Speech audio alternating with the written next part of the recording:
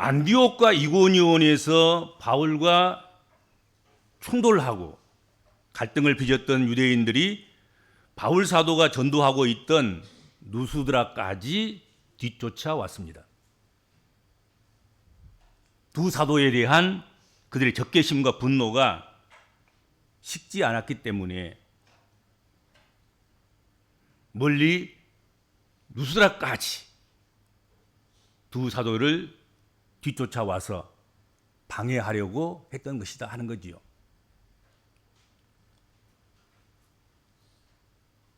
이들은 루스드라에 와서 무리를 선전하고 선동했습니다. 충동질했습니다. 그들은 선전선동과 충동질에 있어서는 선수였습니다. 그들에게서 충동을 받은 그 무리들은 다른 사람들도 아닌 바울이 행한 기적을 보고 바울에게 환호했던 사람들입니다. 그들이 돌변해서 바울을 돌로 쳐 죽이려고 했고 죽은 줄 알고 시외로 끌어내서 그냥 버린 거예요. 다행히 바울은 하나님이 보호하시고 하나님이 지켜주심 때문에 죽지는 않았다 하는 거지요. 근데 죽지 않았다고 해서 바울의 형편이 좋았으리라고 상상하면 안 됩니다. 바울을 돌로 공격해서 그가 죽었다고 인정될 만큼 그렇게 상해를 입혔습니다.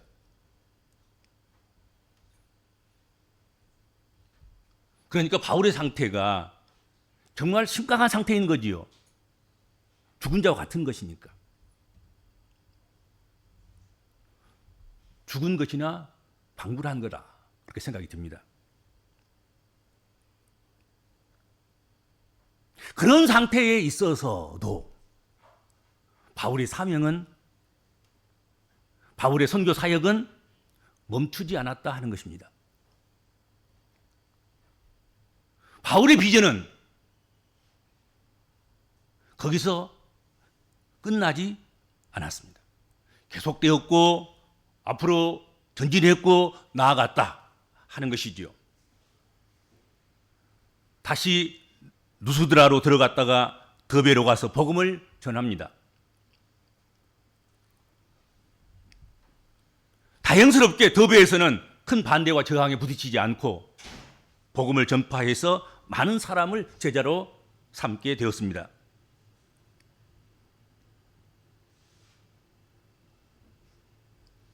더베에서 성공적인 사역을 마친 바울은 자신이 파송받은 안디옥으로 되돌아가는 그 길에 그가 복음을 전했던 곳, 돌로 맞아 죽을 뻔했던 루스드라와 그리고 그를 힘겹게 했던 이고니온, 비시디의 안디옥 이런 것들을 재방문하기로 마음을 먹고 그 일을 실행에 옮겼다 하는 것입니다.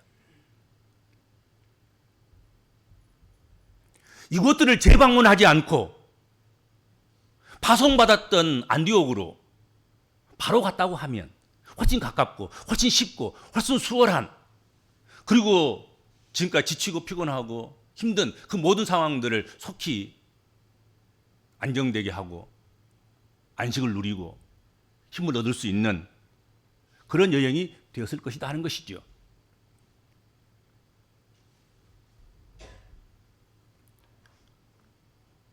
뿐만 아니라 돌에 맞아 죽을 뻔한 그 고비를 맞았던 그곳을, 또 그 추억을, 그 경험을 다시 떠올리지 않고 잊어버려도 될 만한, 그것을 피해갈 수도 있는 그런 일이 아니겠는가 하는 것이죠. 재방문만 안 하면 그 아픈 상처를 다시 끄집어낼 필요가 없지 않겠습니까? 그렇지만 그 교회들을 다시 돌아보고 말씀으로 마음을 또 믿음을 굳게 하기 위해서 그곳으로 되돌아갔다 하는 것입니다. 그곳으로 달려갔습니다.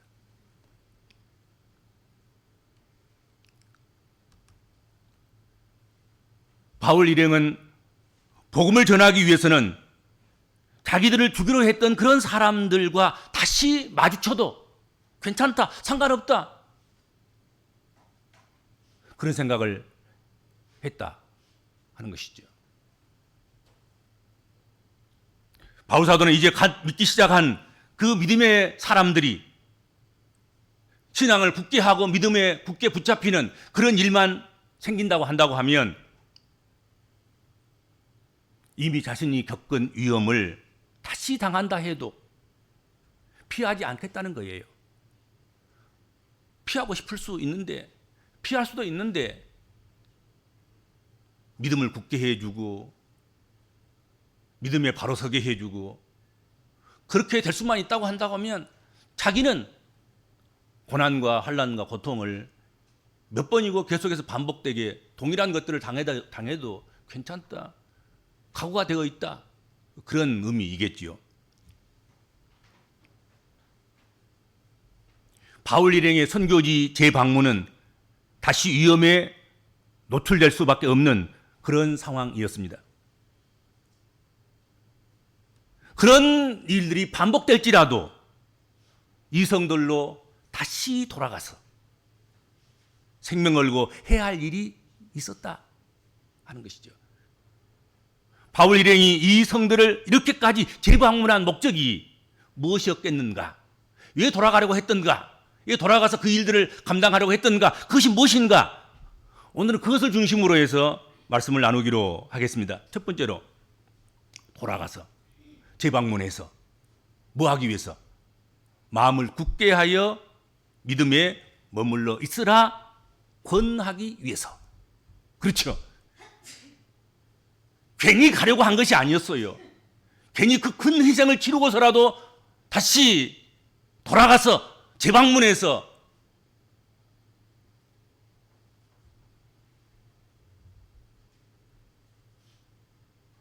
그렇게 하려고 한 그 일은 마음을 굳게 하여 믿음에 머물러 있으라 권하기 위함이었다 하는 것이죠. 돌아가지 아니하면 그들에게 마음을 굳게 해서 믿음에 머물러 있으라 권할 수가 없습니다. 그래서 바울과 바나바는 루스드라, 이고니온, 안디옥으로 돌아가서 제자들의 마음을 굳게 하여 이 믿음에 머물러 있으라 권하는 일을 선택하게 된 것입니다.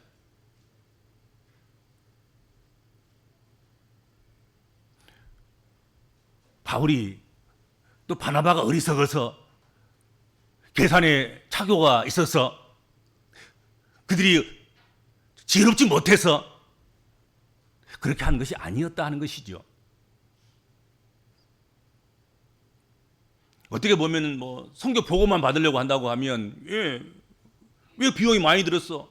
왜 왔던 길 다시 갔어? 그 기간이 그렇게 많이 걸렸어? 쉽게 이렇게 왔다가 갔다가 이렇게 오면 되는 것인데 그러면 비용도 절감될 것이고 어려움도 없을 것이고 빨리 와서 보고도 할 것 있을 것이고 그럴 텐데 그러지 않겠습니까? 그런 생각 왜 안 했겠습니까?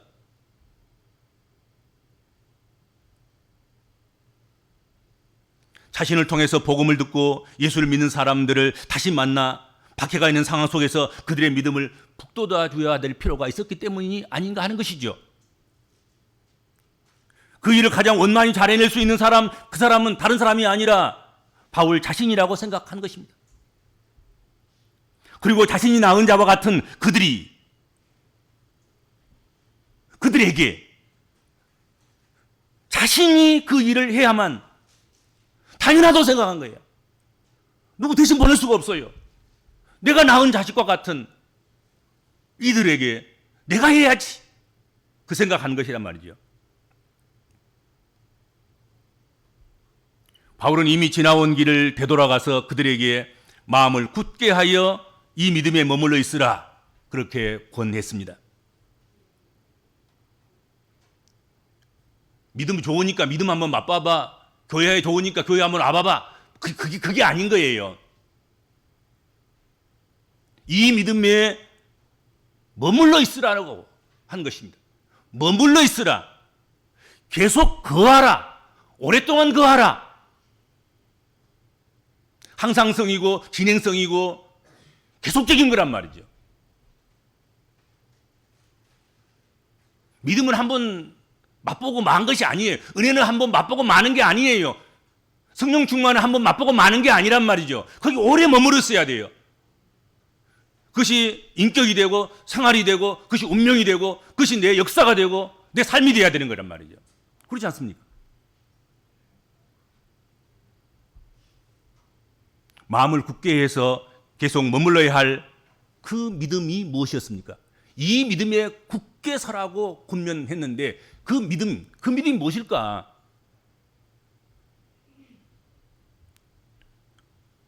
바울을 통해서 누스드라에서 나면서부터 걷지 못한 병자를 일으키신 하나님, 돌에 맞아서 죽은 줄로만 알았던 바울이 제자들이 둘러서 있는 가운데 그들이 기도할 때 부스스 떨고 일어나서 다시 누스드라 성으로 들어가게 했던 그 놀라우신 하나님에 대한 믿음, 이 믿음에 머물러 있으라고 권하기 위함이었다 하는 것이죠.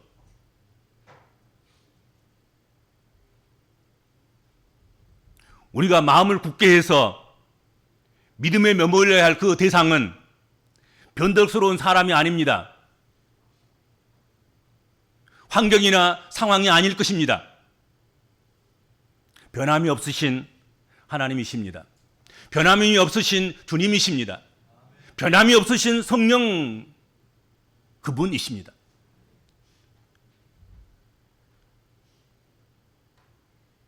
자꾸 사람의 또 상황에 어떤 환경에 또 내가 친근히 여기는 교인이 거기 있으니까 그것을 내 믿음이 머무는 곳으로 내 마음을 굳게 해서 거기 머물러 있는 것으로 삼아서는 안 됩니다. 언제 바뀔지 몰라요. 변함없으신 바울이 믿고 바나바가 믿고 그 환난도 즐거워 여기면서 이미 받은 환난도 족한 것으로 여기지 않고 더 많은 환난을 자초하고서라도 그곳에 가서 복음을 재충전시킬 수 있는 그렇게 하시는 하나님, 그런 마음을, 그런 믿음을 주신 하나님, 그 하나님을 믿는 믿음을 굳게 해야 된다는 거죠. 거기 머물러야 한다 하는 것입니다. 두 번째로 돌아가서 바울과 바나바가 오던 길 다시 돌아가서 다 끝난 선교를 다시 돌아가서 하려고 했던 그 일은 하나님 나라에 들어가려면 많은 환난을 겪어야 할 것이라고 권면해 주기 위함이었다 하는 것이다. 오늘 성경에 그렇게 말씀하고 있단 말이죠. 그렇죠? 하나님 나라에 들어가려면 많은 환난을 겪어야 할 것이다. 이 말은 바울과 초대교회의 성도들뿐만 아니라 예수의 이름으로 인해서 고난받은 모든 성도들의 큰 위로가 될 것입니다. 하나님 나라를 사모하고 들어가려는 모든 성도가 겪어야 할 관문, 고난, 대가를 지불하는 것. 그럼에도 불구하고 믿으면 무조건 좋은 일만 있으리라고 여기는 이 주술적인 신앙에 붙잡혀 있는 사람들이 참 많습니다. 그 수준에 머물러 있어요. 그래서 작은 환난도 작은 시험도 이기지 못하고 넘어져 버리는 그런 일이 참으로 많습니다. 참으로 허다합니다. 그래서 바울 사도는 자신이 전도하여 세운 제자들과 교회에게 믿는 자들에게는 필연적으로 환난이 따른다. 그러한 환난을 믿음과 인내로서 극복해야만 하나님 나라에 들어갈 수 있음을 가르치고자 하는 것입니다. 권면해 주고자 하는 것입니다. 믿음에 굳게 서도록 당부하고 싶은 것입니다. 바울 시대나 지금이나 하나님 나라, 주의 몸된 교회, 제대로 된 성도, 이게 세워지려고 하면, 또 세워지면 누구에게 가장 치명상이 되는 것입니까? 죄악된 세상이 치명상을 입습니다. 악한 마귀 사단이 치명상을 입습니다. 여러분, 하나님 나라가 확장되어 보세요. 어느 나라가 줄어드는가? 사단의 나라가 줄어드는 것입니다. 주의 몸된 교회가 바로 서면 악한 마귀 사단의 놀이터가 없어지는 것입니다. 성도 한 사람이 제대로 세워지면 부려먹을 조홍들이, 악한 마귀 사단의 조홍들이 없어지는 것입니다.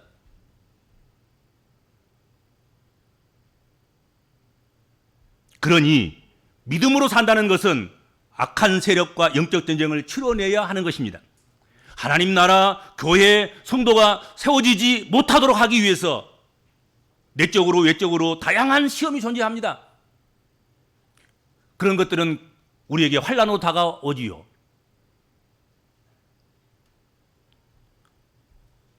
성도의 삶 속에서는 이런 고난이 없으면 영광도 없습니다. 이겼어야지 무슨 메달도 주고 이겼어야지 무슨 상도 주고 그런 것이지.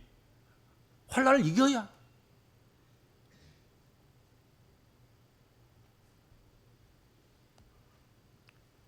그러므로 우리 복음적인 그리스도인들은 하나님을 대적하는 이 세상에서 칭찬만 받고 사랑만 받을 것을 기대해서는 절대로 안 됩니다. 오히려 미움을 받고 고난을 받을 것을 각오해야 합니다. 그러하면 받을 영광도 크고 많아질 줄로 믿습니다. 세 번째로 돌아가서 뭐 한단 말인가? 뭐 하려고 하는가? 돌아가서 각 교회에서 장로들을 택하여 세우고 금식 기도하고 그들이 믿는 주께 그들을 위탁, 부탁, 위임, 맡기고 그분에게 올려드리고 그러게 하고자 했다 하는 것입니다. 이전에 서둘러 떠나면서 미진한 교회 조직을 갖추게 하고자 했다 하는 것이지요. 바울은 장로들을 택하여 안수하고 금식과 기도로 세웠습니다. 바울과 바나바는 금식과 기도로 교회 지도자인 장로를 세운 그 교회를 그들이 믿는 다른 사람이 아닌, 다른 분이 아닌 그들이 믿는, 바울과 바나가 믿는 그 주님께 의탁했습니다. 이렇게 해서 주님의 몸된 교회를 더욱 든든히 세우고자 하는 것입니다. 바울 일행이 하나님의 은혜로 세운 그 교회들을 한번 세운 것으로 그치지 아니하고 끝까지 돌보는 모습을 우리가 오늘 성경을 통해서 보게 됩니다. 우리 복음적인 그리스도인들도 이러한 바울의 모습을 우리가 본받아서 우리도 아무튼 무슨 일을 하든지 끝까지 책임지는, 끝까지 짐을 지는, 끝까지 그것을 감당해내는 그런 복음적인 그리스도인들이 되어야 될 줄로 믿습니다.